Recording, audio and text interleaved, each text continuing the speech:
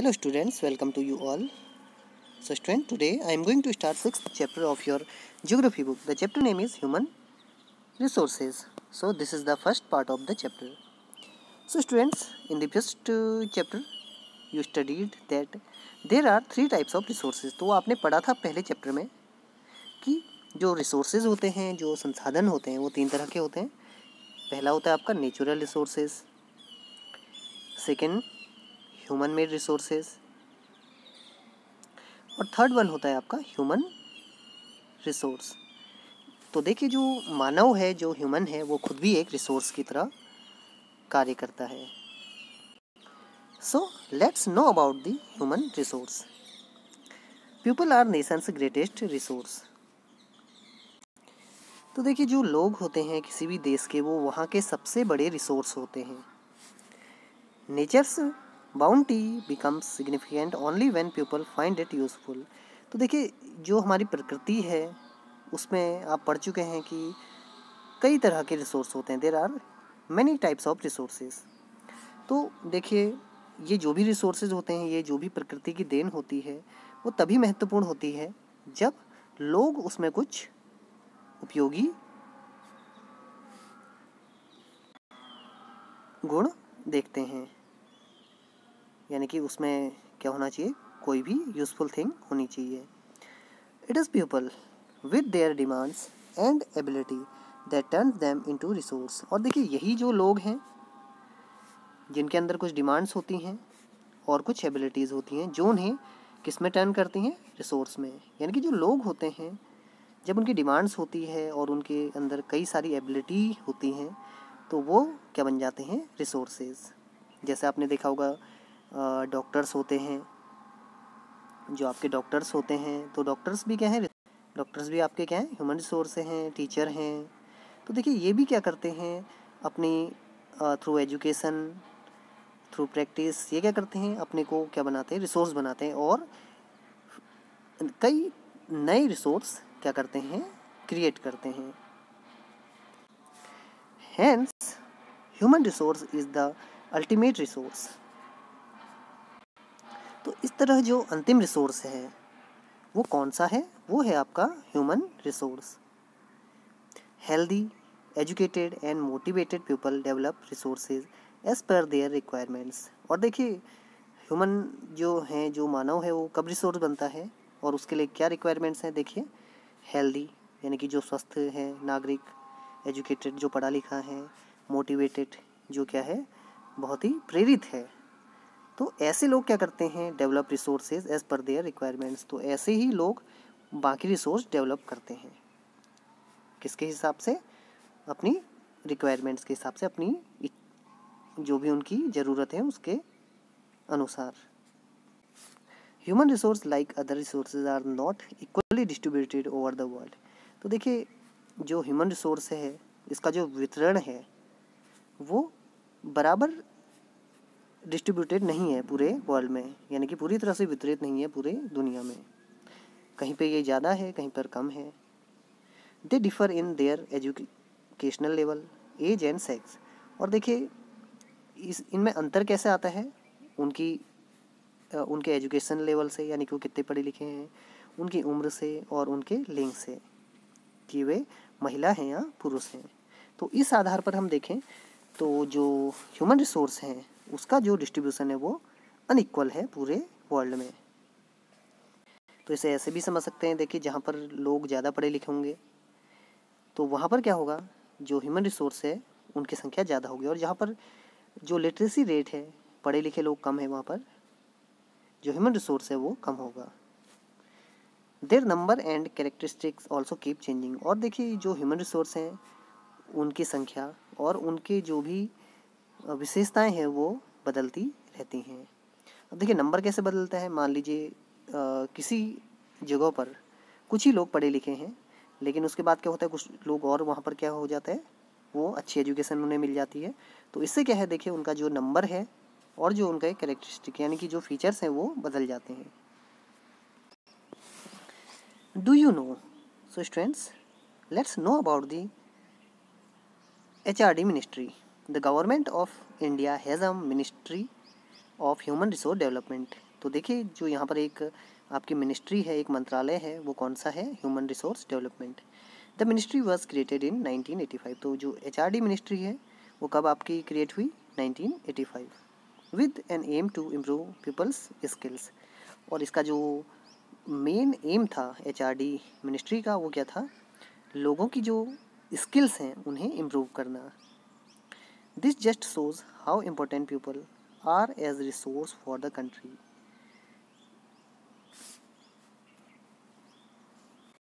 तो देखिए इससे यह पता चलता है हमें कि जो कंट्री है उसके जो लोग भी हैं वो कितने ज़्यादा इम्पोर्टेंट रिसोर्स हैं अपनी कंट्री के लिए। क्योंकि देखिए उनके लिए क्या किया गया, यहाँ पर एक पूरी मिनिस्ट्री बनाई गई है। तो देखिए ये क्या करते हैं? स्किल करते हैं, लोगों को एजुकेशन पे ध्यान देते हैं, उनकी जो भी ट्रेनिंग्स होती हैं वो ये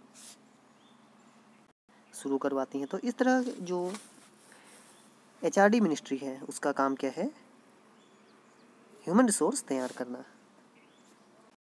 so students, one thing you should know about the Ministry of Human Resource Development.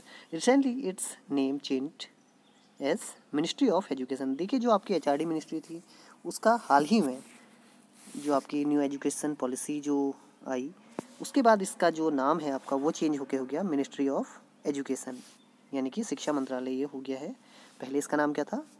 Ministry of human resource development.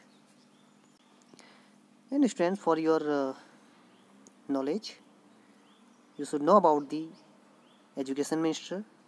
So the current education minister of India is Ramesh Pokhriyal Nishank, a member of Council of Minister. तो अभी आपके जो हैं माननीय रमेश पोखरियाल निशंक जी के हैं आपके शिक्षा मंत्री। So students, along HRD ministry, many initiatives started by the government to create more and more human resource. So let's know about the fact. Do you know प्रधानमंत्री कौशल विकास योजना, जिसका शॉर्ट फॉर्म क्या है? PKVY, was started in 2015. तो देखिए ये कब start किया गया? 2015 में, aiming to train 1 crore Indian youth from 2016 to 2020। और देखिए जो इसका मिशन था, जो एम था इसका, प्रधानमंत्री कौशल विकास योजना, इसमें 2016 से लेकर 2020 तक जो इंडियन यूथ है, जो युवा हैं यहाँ पर, उन्हें ट्रेन करना, उन्हें प्रशिक्षित करना। The objective of the scheme is to encourage aptitude towards employable skills by giving quality training to probable and existing wage earners. तो इसका जो मेन उद्देश्य था वो था, जो यहाँ का यूथ था उन्हें क्या करना? क्वालिटी ट्रेनिंग देना, जिससे कि वो इन फ्यूचर जो भी उनके आय है उसको वो अर्जित कर सकें, यानी कि जो वेजेस होते हैं उसे अर्न कर सकें। So student, just you knew about that the population of any country, it is a important resource for the country. So now let's know about the distribution of population. जो जनसंख्या है किसी भी कंट्री की, उसका जो वितरण होता है, कैसे होता है, उसे जानते हैं। So students, of every 100 people in the world, तो अगर पूरी दुनिया के अगर हम 100 लोगों की बात करें तो देखिए उनमें से 100 लोगों में कितने लोग कहाँ पर रहते हैं, ये आप इस डायग्राम से समझ सकते हैं। So here you can see that in yellow color live in Asia. देखिए सबसे ज़्यादा कहाँ पर रहते हैं? एशिया में, और एशिया की ही जो पॉपुलेशन है वो सबसे ज़्यादा है। Then orange live in Europe, देखिए ऑरेंज कलर में यूरोप में है।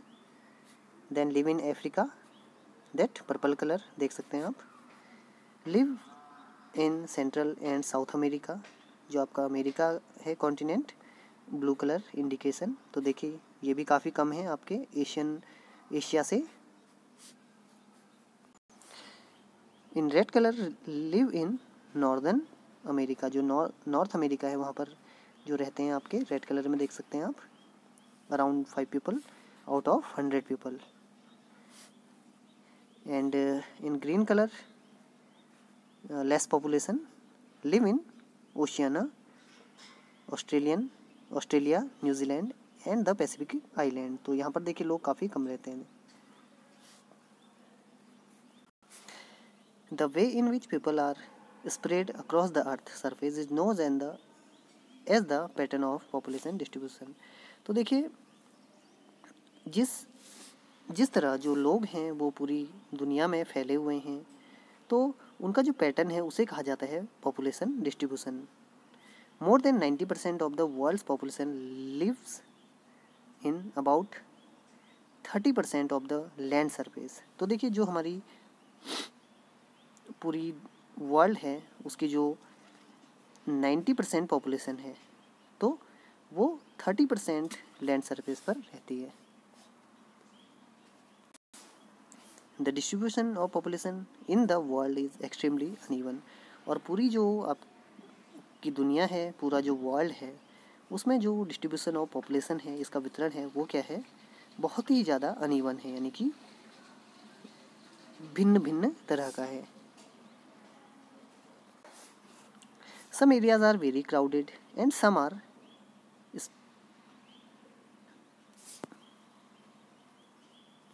स्पेयरली पॉपुलेटेड। तो देखिए आपकी जो पूरी दुनिया है, वर्ल्ड है, उसमें कुछ एरियाज़ तो क्या है, बहुत ज़्यादा क्राउडेड है, वहाँ पर बहुत ज़्यादा लोग रहते हैं, और कुछ एरियाज़ ऐसे हैं जहाँ पर बहुत ही कम लोग रहते हैं, यानी कि कुछ बहुत ही ज़्यादा क्राउडेड है और कई जगहों क्या है, बहुत ही लेस पॉपुलेशन है।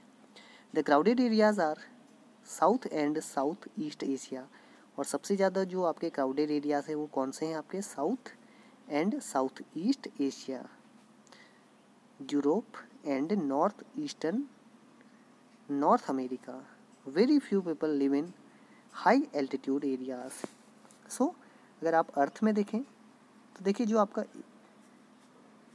इक्वेटर, दिस इज़ इक्वेटर, जैसा कि आपको पता है, तो यहाँ पर देखिए सबसे ज़्यादा पॉपुलेशन आपके इस एरियाज़ में होती है, आपके इक्वेटर और ट्रॉपिक्स में। और जैसे जैसे हाई एल्टीट्यूड में जाते हैं, क्योंकि आपको पता है वहाँ पर ठंड बहुत ज़्यादा होती है, नॉर्थ पोल साउथ पोल की ओर, तो जैसे जैसे हाई एल्टीट्यूड की ओर जाते हैं तो पॉपुलेशन जो है वो घटती रहती है, क्योंकि वहाँ की जो कंडीशन होती है, वहाँ का जो वेदर होता है, क्लाइमेट होता है, वो बहुत ज़्यादा सूटेबल नहीं होता लोगों के रहने के लिए, इसलिए हाई एल्टीट्यूड में जो पॉपुलेशन है बहुत ज़्यादा कम रहती है।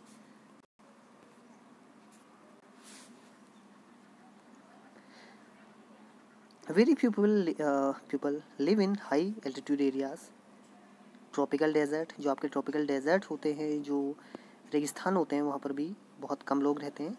हाई माउंटेन्स, और जो बहुत ऊंचाई के इलाके होते हैं माउंटेन्स, वहाँ पर भी काफ़ी कम लोग रहते हैं। And areas of equatorial forest, और जो आपके इक्वेटोरियल फॉरेस्ट हैं, घने जो फॉरेस्ट एरियाज़ हैं, तो वहाँ पर भी काफ़ी कम लोग रहते हैं। Many more people live in north of the equator than south of the equator. तो जैसा कि अभी आपको बताया था, ये आपका इक्वेटर है, तो आपकी जो अधिकतर जो पॉपुलेशन है वो कहाँ पर रहती है, नॉर्थ इक्वेटर रीजन में, यानी कि ऊपर की तरफ।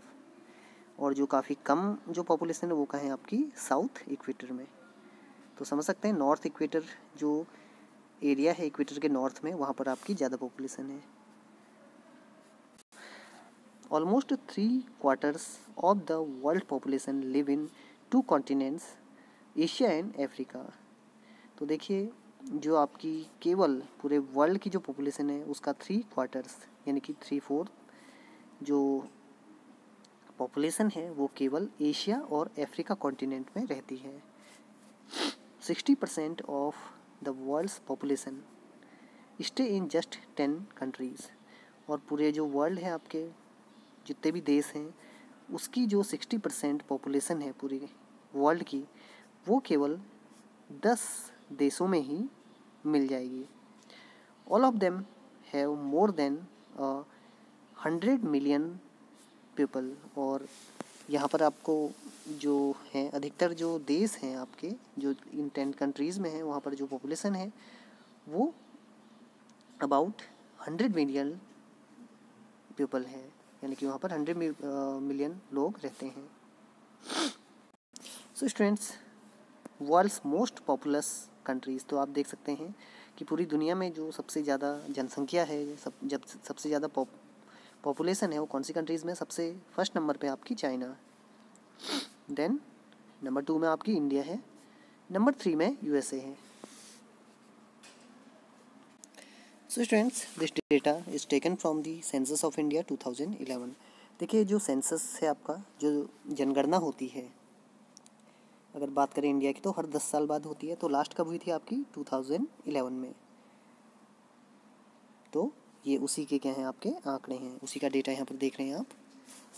Census of India 2011, provincial population totals.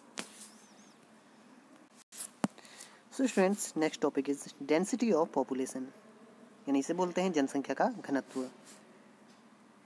अब डेंसिटी ऑफ पॉपुलेशन क्या होता है? Population density is the number of people living in a unit area of the earth surface. तो देखिए, एक यूनिट एरिया में जो भी लोगों की संख्या होती है उसे बोला जाता है population density. It's normally expressed as per square kilometre. देखिए, पूरी कंट्री में अगर हम कहीं पर डेंसिटी ऑफ पॉपुलेशन देखते हैं पूरे वर्ल्ड में, तो उसकी जो यूनिट है वो है पर स्क्वायर किलोमीटर की। वहाँ पर स्क्वायर किलोमीटर कितने लोग रहते हैं। The average density of population in the whole world is 51 persons per square kilometre. देखिए, आपके जो पूरा वर्ल्ड है, पूरी दुनिया है, उसके अगर हम डेंसिटी ऑफ पॉपुलेशन देखें तो वो कितनी है आपके? अबाउट 51 पर्सन्स, यानी कि एक स्क्वायर किलोमीटर में कितने? 1 किलोमीटर स्क्वायर। इतनी एरिया में आपके कितने लोग रहते हैं पूरे वर्ल्ड में? 51, यानी 51 लोग रहते हैं। तो यही क्या है पूरे वर्ल्ड की डेंसिटी ऑफ पॉपुलेशन या population density. South central Asia has the highest density, और जो आपका साउथ सेंट्रल एशिया है वहाँ की जो डेंसिटी है, पॉपुलेशन डेंसिटी, वो बहुत ज़्यादा हाई है। Forward bye east and south east Asia, और इसके बाद क्या है आपके? ईस्ट और साउथ ईस्ट एशिया है। So let's know about the India's population density, कि इंडिया की कितनी है आपकी। देखिए, average density of population in India is 382 persons per square kilometre. जो आपका इंडिया है, भारत देश है, उसका जो पॉपुलेशन डेंसिटी है वो कितनी है? 382 पर्सन्स पर स्क्वायर किलोमीटर, यानी कि यहाँ पर अगर एवरेज देखें तो 1 किलोमीटर स्क्वायर में आपके कितने यहाँ पर लोग रहते हैं? 382। तो यही क्या है इसकी population density. Next topic is factors affecting distribution of population. तो देखिए, कौन कौन से जो फैक्टर्स हैं, कौन कौन से जो कारण होते हैं जो ये जो जनसंख्या वितरण होता है इसे प्रभावित करते हैं। So first factor is geographical factors, यानी कि जो भी आपके भौगोलिक कारण हैं। अब देखिए क्या क्या हैं, लोग कहाँ पर रहना ज़्यादा पसंद करते हैं और क्यों रहना पसंद करते हैं, उसके जो फैक्टर्स हैं। तो अगर बात करें जियोग्राफिकली फैक्टर में, तो पहला आता है आपका topography. In topography people always prefer to live on plains rather than mountains and plateaus because these areas are suitable for farming, manufacturing and service activities.